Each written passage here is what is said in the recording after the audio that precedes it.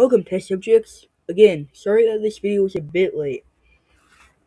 Anyway, today we'll be talking about what Wheatley did after Portal 2's ending. Good morning. This video has some speculation tied to it, so keep that in mind. Okay, so we all know that in Portal 2's ending, Wheatley is thrust into space with little to no connection to Aperture, other than Space Core. But let's be honest, he's even more defective than Wheatley is.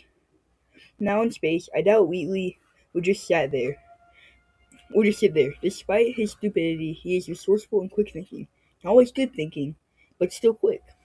But what if Wheatley did have connection to Aperture, and we just don't see it? I think that the moon isn't just the moon. I think that Aperture Science built an entire facility on it.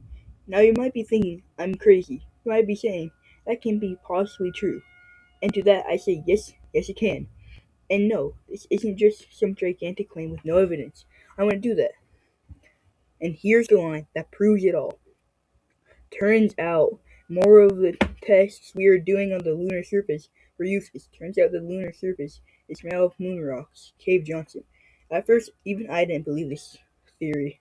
But Cave Johnson says it outright. The tests we were doing on the lunar surfaces, meaning Aperture, was in space. And if they are already up there, it makes sense that they would build some kind of testing facility for it.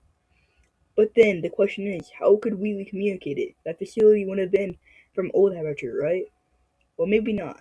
This line comes from when Cave Johnson was literally dying, and Aperture was just starting to modernize. So maybe, just maybe, the lunar facility was upgraded too.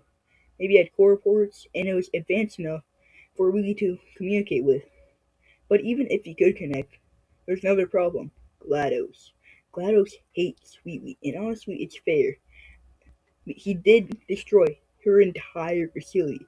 So even if Wheatley did manage to send a signal back to her, it should probably block him off Aperture signals instantly. But let's say Wheatley manages to reroute the signal. He's shown that he can mess with systems before, so it's not impossible. If he could, he would probably redirect it to Atlas or Peabody, who he knows about. He might be able to give them instructions to retrieve him, or maybe he doesn't need Aperture at all. Maybe humans could find him. Now, I know you're thinking, isn't Pearl 2 like 50,000 years after the future? But if that were true, Aperture would have been way more destroyed than what we actually see in the game. And even if it is that far in the future, I doubt every human is gone. It's far more likely that some kind of new civilization formed from the ruins of Earth. One that could advance faster by building on what was left behind. And if that's the case, then space travel wouldn't be out of reach. Meaning eventually someone would see Wheatley, and if they see them, they would probably bring him back to Earth, a lab, or somewhere like Area 51. By the way, if he's visible, he's not staying up there forever. So I guess the first theory explains how Wheatley still be connected, but the other one explains how humans should still be alive. He might not need a connection at all, but eventually he will be saved. Anyway, goodbye test subjects. Thanks for watching, and remember to like and subscribe.